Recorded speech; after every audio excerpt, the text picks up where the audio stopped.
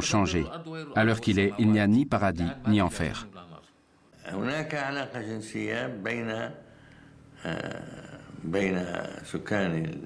Il y a des relations sexuelles entre les résidents du paradis et les houris. Nous ne savons pas combien elles seraient, 40 ou 70. Cela varie selon les auteurs. Mais il y a une pratique sexuelle accomplie et plus forte.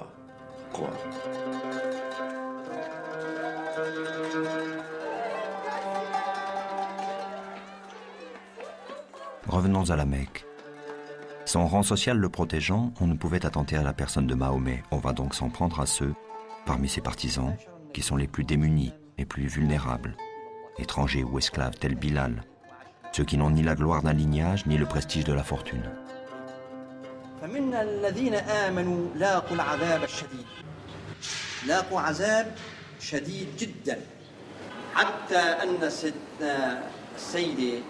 سمية رضي الله عنها وزوجها ياسر قتلهم أبو جهل يده بحربة قتلهم وكذلك بلال رضي الله عنه لاقى من العذاب ما لاقاه أيضا في الصحراء كانوا يضعون على صدره الصخر الكبير ويقول أحد أحد فلما رأى باقي المسلمين هذا العذاب استأذنوا النبي صلى الله عليه وسلم إلى الهجرة إلى الحبشة كانوا عددهم 8 ومن الرجال و2 من النساء وكانت هجرتهم في شهر رجب فلما وصلوا إلى شاطئ البحر استأجروا سفينة أقلتهم إلى بلاد الحبشة لأنهم علموا أن هناك فيها ملك صالح وهو آمن بعد أنه هو النجاشي فمكثوا في بلاد الحبشة حوالي 3 أشهر.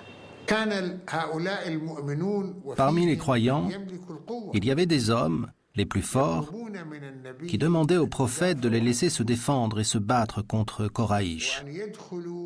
Le prophète leur répondait « Je n'ai pas reçu l'ordre de me battre ». Le prophète avait dit à ceux qui étaient torturés sous ses yeux à la Mecque, Bilal, Soumaya et Yasser, « Soyez patients, enfants de Yasser, votre place est au paradis. » Et il n'a pas dit à leur fils Ammar, « Venge ton père et ta mère. »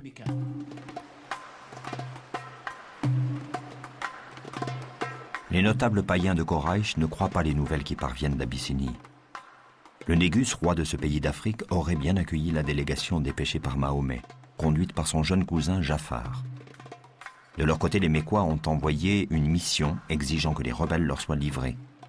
Jafar a su convaincre le roi grâce à un plaidoyer touchant, conservé dans les chroniques de l'époque.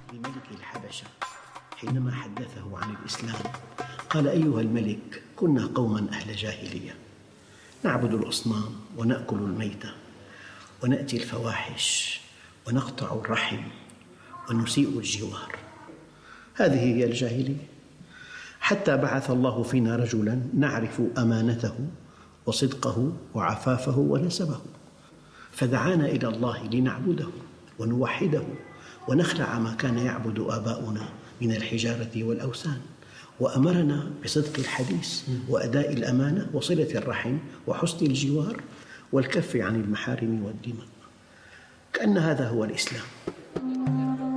C'est à cette période qu'a lieu le fameux incident des versets sataniques, unique en son genre dans l'histoire des religions.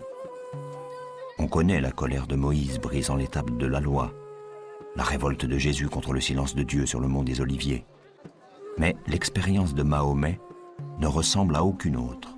Cette fois, la tentation lui fait dire ce que Dieu n'a pu ordonner de transmettre. Cette histoire raconte que Satan a tenté le prophète, c'est-à-dire qu'il lui a mis dans la tête l'idée d'ajouter à ce qui lui avait été révélé, en parlant de Allat, Al-Uzza et Manat, la troisième, ces belles femmes supérieures dont l'intercession est souhaitable.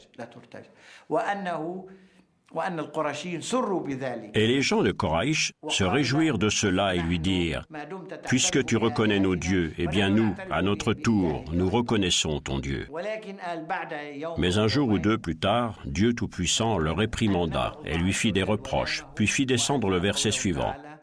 Si ce ne sont que des noms que vous prononcez, vous et vos pères, Dieu ne leur a donné aucun pouvoir. Les 2 phrases précédentes furent donc annulées et le nouveau verset s'en prit aux déesses dans la sourate Al-Najm, l'étoile. Ces 2 phrases sont ce qu'on appelle les versets sataniques. Certains chroniqueurs musulmans, de ceux qui rapportent les récits, les hadiths à propos du prophète, en parlent. Mais la plupart des savants disent que c'est une histoire inventée, une histoire forgée de toutes pièces, qui n'est pas vraie. La tradition aurait pu facilement gommer ce passage. Il y a bien d'autres épisodes qui ont été simplement retirés des textes. Pour cet épisode, ce n'a pas été le cas. Les versets qu'on appelait sataniques ont bien été retirés du texte du Coran, ils n'y figurent plus actuellement, mais chaque fois que les commentateurs arabes racontent l'histoire, eh bien, ils racontent tout l'épisode. On a donc une transmission qui est curieuse, qui est une transmission dans la dénégation.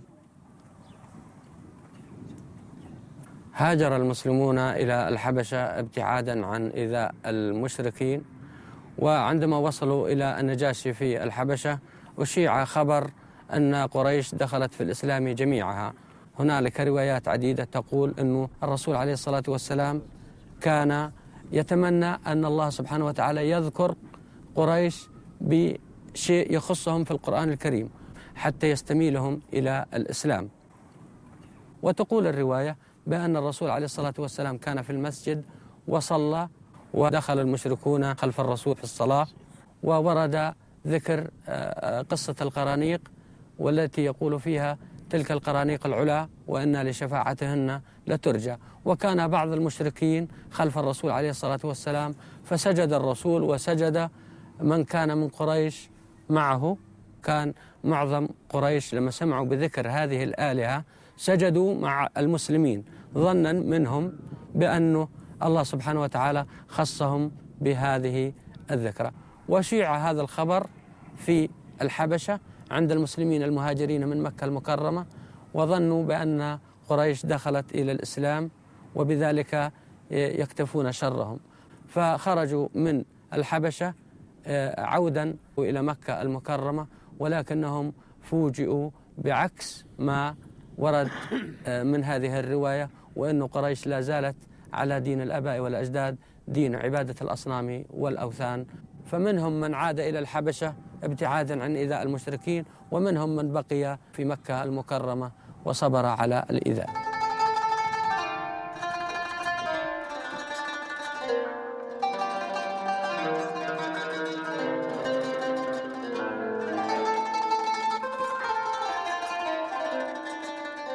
L'incident des versets sataniques n'a pas été compris par les contemporains du prophète. C'est pourquoi très vite, voulant maîtriser ce qu'elle ne comprend pas, la tradition institue la compilation des hadiths, recensement des paroles et des gestes du prophète, ainsi que les chroniques, qui accordent une place privilégiée à la sira, la biographie de Mahomet. Ces sources, strictement contrôlées après la mort du prophète par le pouvoir califal, rendront de plus en plus difficile un accès libre au texte fondateur. En ce qui concerne le Coran, il n'y avait pas de divergence. Mais pour ce qui est des hadiths, parmi ceux qui en étaient les dépositaires, il y avait ceux qui mentaient et ceux qui disaient la vérité. Quiconque voulait légitimer quelque chose, une sentence, même si le prophète ne s'était pas prononcé sur le sujet, se référait aux chroniqueurs, qui se sont eux-mêmes divisés en fonction des clans en lutte pour le pouvoir juste après la mort du prophète. Et ils ont donc pu inventer des hadiths. On doit refaire un nouveau tri dans les hadiths. Et je ne crois pas qu'on puisse retenir du hadith un taux qui dépasse 1 sur 50, et ce, dans le meilleur des cas. Ainsi, on a dit qu'un nuage au-dessus du prophète le protégeait du soleil et le suivait du Hijaz à Damas quand il accompagnait son oncle dans ses caravanes. Pourquoi n'a-t-on pas parlé partout de ce nuage à l'époque parmi les Koraïchites et les Syriens ? En dehors du Coran et des hadiths, il y a la sira.